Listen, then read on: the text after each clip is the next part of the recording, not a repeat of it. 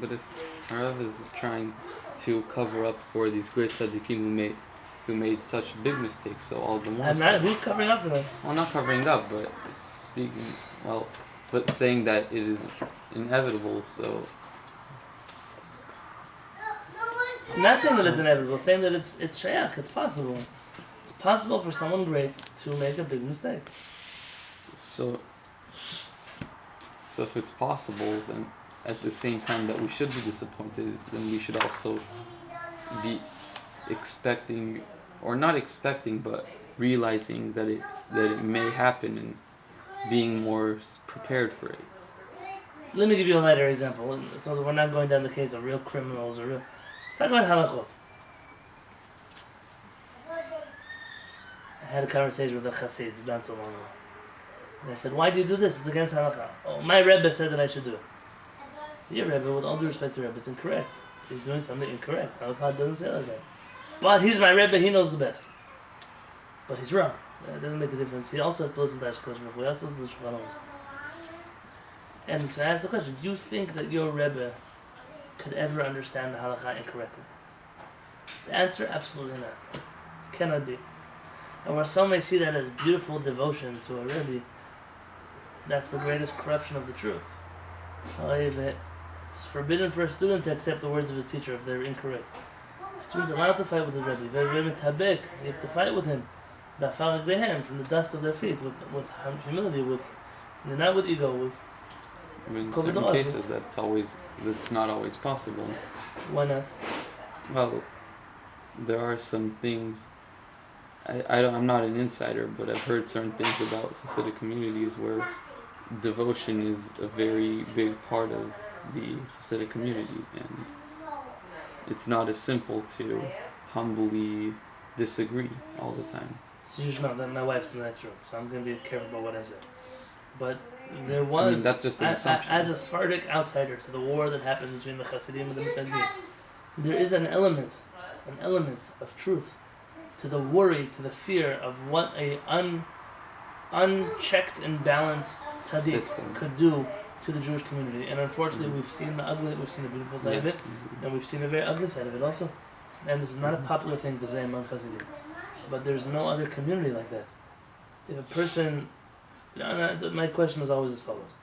If a person is in a Litvish yeshiva, and he learns Torah day and night, he becomes Talmid Chacham, it doesn't make a difference which background he comes from. He could eventually become a Rosh Yeshiva. He could become a Posek. He could become the leader of the generation. In a Hasidic community, you could have a Rebbe's son who took over for his father, and there are people in the Hasidut who are greater than him, and know more than him, and have studied more than him, and more connected to Baruch Hu than him, and it doesn't make a difference. But they will never, ever, ever be in a position that they can't become a Rebbe. They're not going to be a leader. And that's a very dangerous thing. We never in Am Yisrael had such a thing. And there were generations where this baton was handed down to people who were very righteous equally as their father. But not always is that the case. In fact, there's a war in the Hasidic movement that broke about. When the Chazé of Lublin appointed his son to be Rebbe, some of the Hasidim said, we're sorry, we don't accept such a thing. We don't accept that his son just should take over for his father. And this is where the Katzker Rebbe broke away. First, the Yida Kadosh, the Yehudi Kadosh, broke away, and then followed by the Katzker Rebbe, his student, the Rav Simcha Bun Peshischa, the Ger Rebbe, the Chidush Harim. All those groups were groups that challenged this. How could it be that a son just takes over? It doesn't make sense. It's either the most righteous among us or nobody. But how can? And I question. I struggle very much with this. How could you be in a place where no matter how much Torah you learn, you will never be able to reach a place where you are considered a Gadol B'Torah? There's always someone who can overshadow you. Well, is there room in those somewhat faulty systems that the one who takes the previous Rebbe's stead and isn't worthy, that he could be influenced by those who are more fit than him? Okay, like a king who took over for his father and had a prophet that tried to keep him in check. But there's not a kingdom. These are supposed to be Rabbanim. They're supposed to follow halachot. It's a problem. It's a problem, and it's if one can never question the Rav, then it's a problem. Judaism never had such a formula. In fact, the Rabbanim that were not allowed to be questioned, were not allowed to be just serving as rabbis in Am Yisrael. How can you not accept the criticism of somebody in your community, somebody who's So I have a question just when you were talking before. I thought that it is considered not proper to question halakhic opinion by a rabbi of somebody else.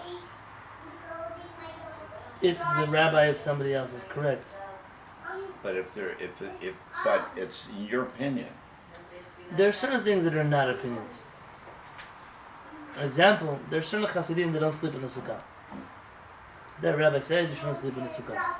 It doesn't make a difference what your rabbi said. The Torah says you sleep in the sukkah. The Mishnah says you sleep in the sukkah. The Gemara says, the Shulchan Aruch, the Rambam says. There's nobody who disagrees about this. So there's no valid place for which a person can stand on. So they were great people? Okay, so my mouth was quiet. I didn't criticize those great people. I didn't say that they did something wrong. I'm simply saying that their opinion is not halakhically valid. And it's not good enough that my Rebbe told me so to violate halakha. Since at the end of the day, a Rav is relied upon by some of the people that the Rav is relied upon may not be qualified or knowledgeable enough to decide for themselves, and therefore the Rav has to give them a single answer as the only person they can turn to. Must be in accordance with halakha. But must be. But the person being advised doesn't always know better, and so sometimes the Rav is the only source.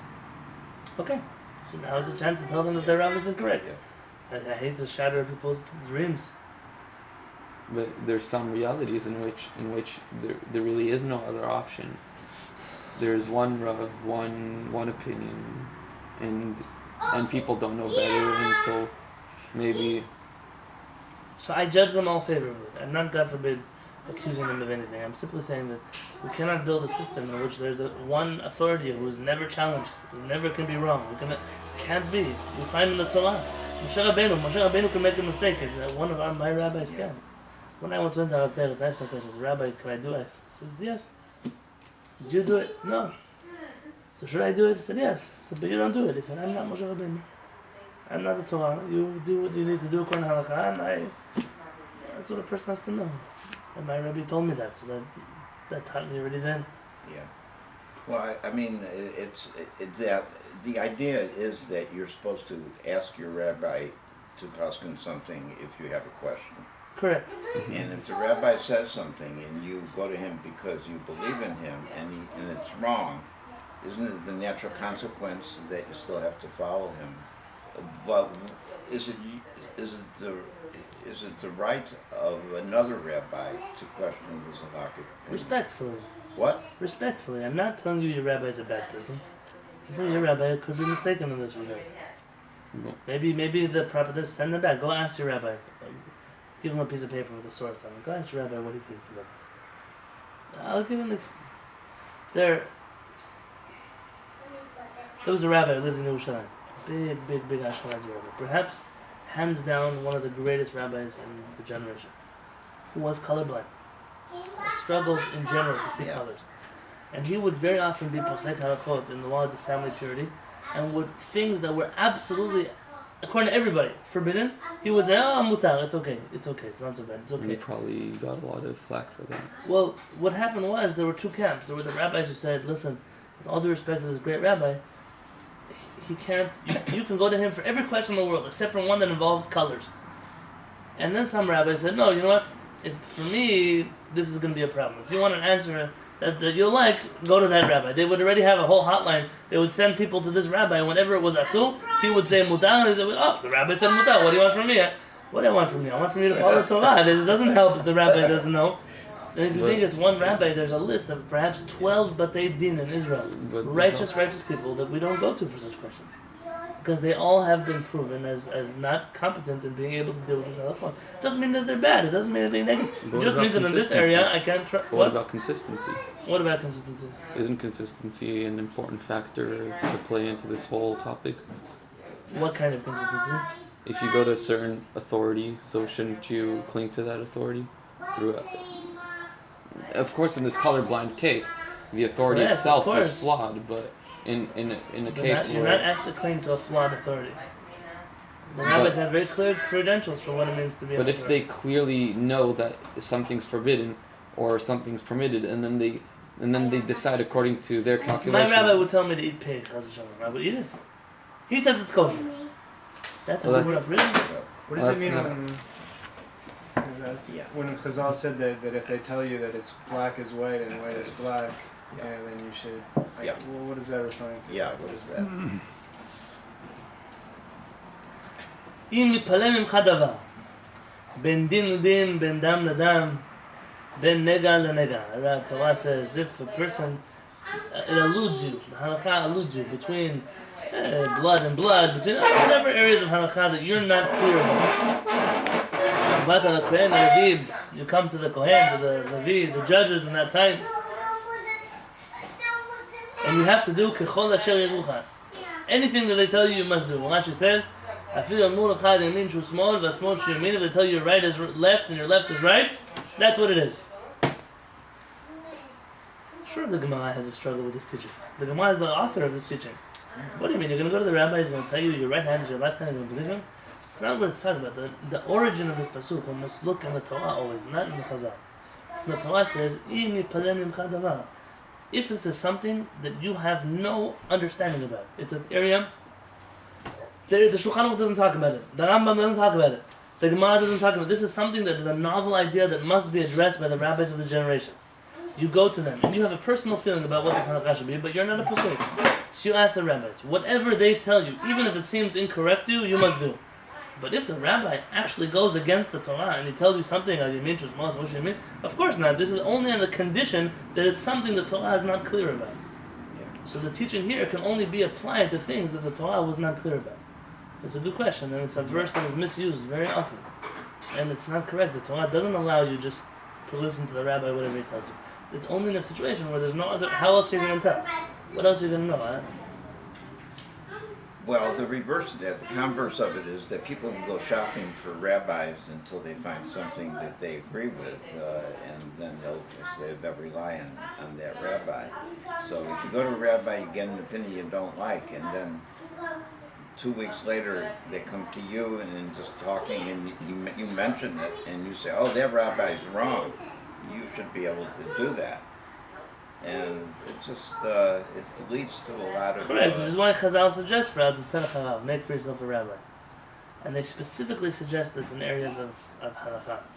Not so much in learning, the rest of Torah you can learn from everybody, but things that need to be decided. They must be black or white, they can't be both. In those areas, you're right, you have to make yourself a competent authority. But competent is the key word here. You wouldn't go to a doctor that keeps messing up with his patients. So he's a great doctor, he learned in great medical schools, but this area he's not proficient in it. I'm not saying that he's a bad doctor, I'm just not in this area, he doesn't know. Is it a scary thing to say? Sure it's a scary thing to say. That's why, if scientists have it, doctors have it, peer review. They write articles in journals, their peers review it. In the Jewish world we used to have such a thing also. People wrote books of Shalom V'Tshuvot, questions and answers. They were criticized, they were attacked, they were supported, they were argued with. But they stood their ground, and if they were correct, they were correct. And if not, they gave in. We live in a world where it seems like everyone can have peer review except for rabbis. Well, when you're poskening, it's hard to get a peer review. You don't go... Not necessarily. Well, I have dozens you of go books. around and ask people if you don't know, but if you think you know, it's very hard to go around and I have dozens of books on my shelf. For example, Rabbi Shalom Masas, he was the chief rabbi of all the Batei Din in Jerusalem. And when he would sit down and pasken halakha, so it was a complicated halakha. Divorce that included children that might have been born out of wedlock or whatever situations that happened here. Shalom Asas would write at the bottom, this is my opinion, but only if Rabbi Yosef also will sign on this, or only if Rabbi Yashiv will also sign on this, or only if, and he would make that condition because, yes, he thinks he's right, but this is a novel area of halakha where he felt that he needed peer review. So what he would demand was the person who got the letter would go to Rabbi Yosef and give it to him. Rabbi would read the logic and either agree or disagree, and then they would either send it back to the original author, or they would accept that this was the ruling in the Beit Din. That is something that was done once upon a time in Judaism. You have Piskei Teshuvot? Not a Piskei, no, I don't, unfortunately. It's a good sense. I was wondering if there's somebody that defends thing about the sukkah or whatever, but I hear it. A lot of people have a question. The understanding there was the first Rebbe who initiated that custom, not sleeping in the sukkah. He felt the sukkah was a very holy place, and he felt that his body reached very unholy places when he slept, and it caused him so much anguish to be in a place of kedusha when his body was impure, that it caused him actual tsar, and he wouldn't sleep in the sukkah. So it could be that person on the spiritual level was exempt from the sukkah. What happened was one of the later rabbis said, you know what, we're also not going to sleep in the sukkah. Why? Because either it's so holy for us and we're not holy, so we have tsar like the Rebbe, or we should have such suffering that we don't have such suffering, and that's why we don't sleep in the sukkah. It's cute, but it doesn't hold halachic water. But what about, like, if this guy's shying away from the sukkah, like, so he's a great person, so maybe if you see a great authority doing something, then maybe you should just follow suit and, like, why? Just lean on, like, their opinion. Like, question. We're Jews. This is what we do. We're Jews, but if you see a great person doing something, then you try to mimic them because no, you know where does it say such a thing? There's probably where does it say such a thing? Common sense, no? No. Maybe the reason they're doing something is because I had a Rebbe who never prayed with tefillin. If I would mimic him, I would never pray with tefillin also. He had severe problems with his stomach. And he was always running out to the bathroom, in and out of tefillah. And so practically he would put on tefillin for about 30 seconds, take them off, and never wear them again. Because he could not wear tefillin. So if I would learn from him, you think, then I would learn, his dad's wearing tefillin. I don't have to wear that's not a tefillin. spiritual reason, that's just a simple physical need. You want to push me? Come, go to this bookcase over here. Go. The one right behind the little couch. To the right, you're going to see a whole bunch of blue books. Not the Zohar, the one underneath. Yeah, there's a black book that says something Avot, Zchut Avot, or something like that. A black book with red. Thank you. I'm going to protect the Hasidim because I feel that I'm not doing fair. So I'm going to protect them. This book I first found in King David's tomb. It's written by Baba of Carlsberg. I don't know exactly. I bought myself a copy as soon as I discovered it on my own. These are all Hasidic stories, but not like cute stories. Stories told by actual Rebbes in front of their Hasidim throughout the generations. So every one of these stories has a source. It's not like I heard someone told me that this Rebbe flew on the magic carpet. It's like a real...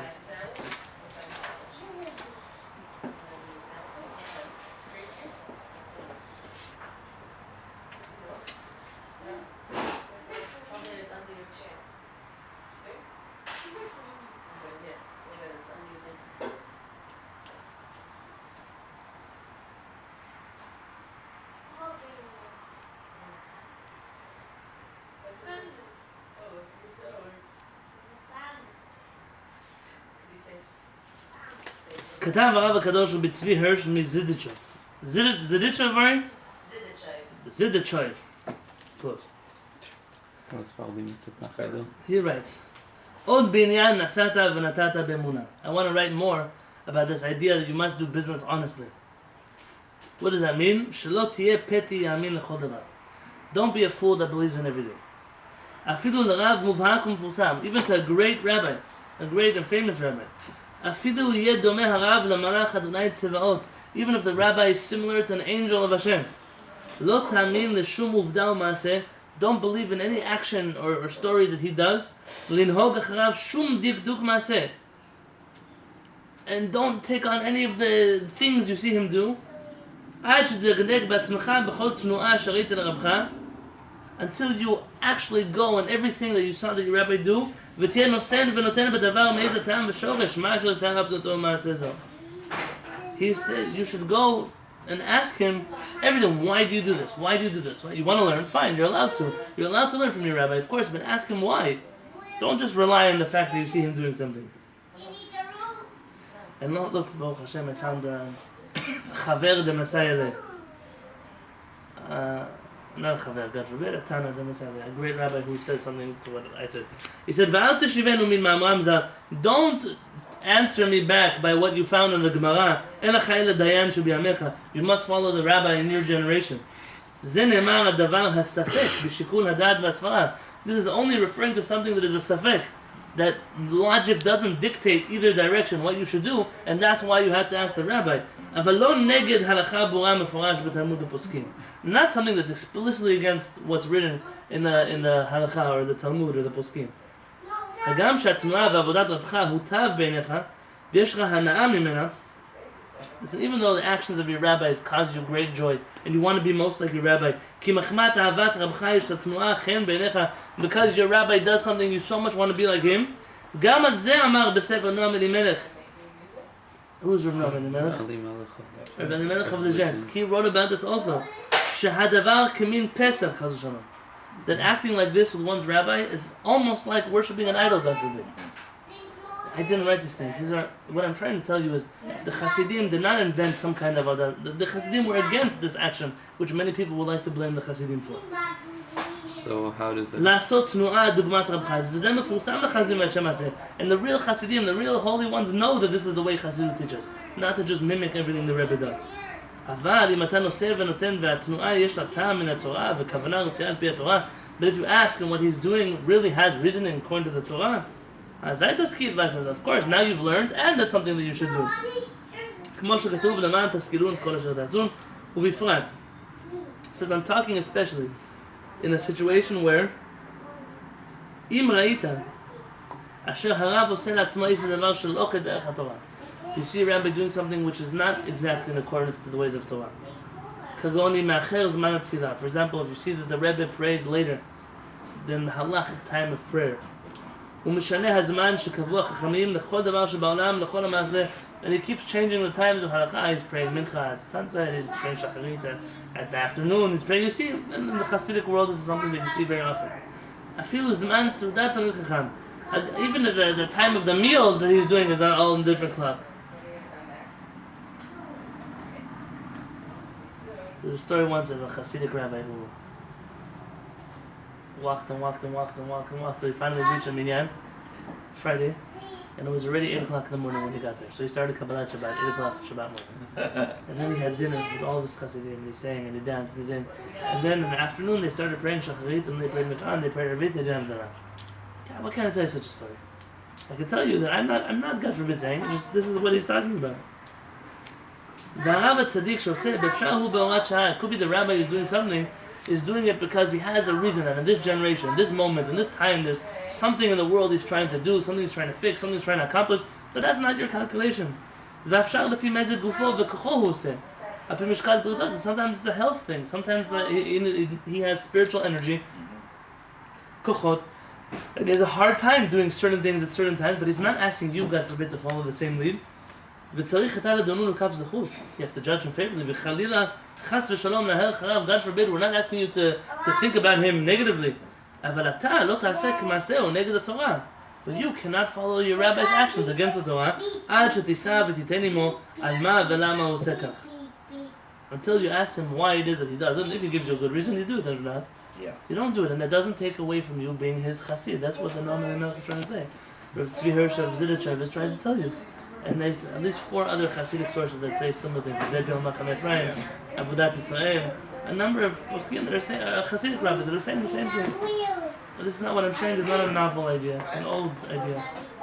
And it's sad to me that in this generation, this is like a new thing. It's a new insight. It shouldn't be.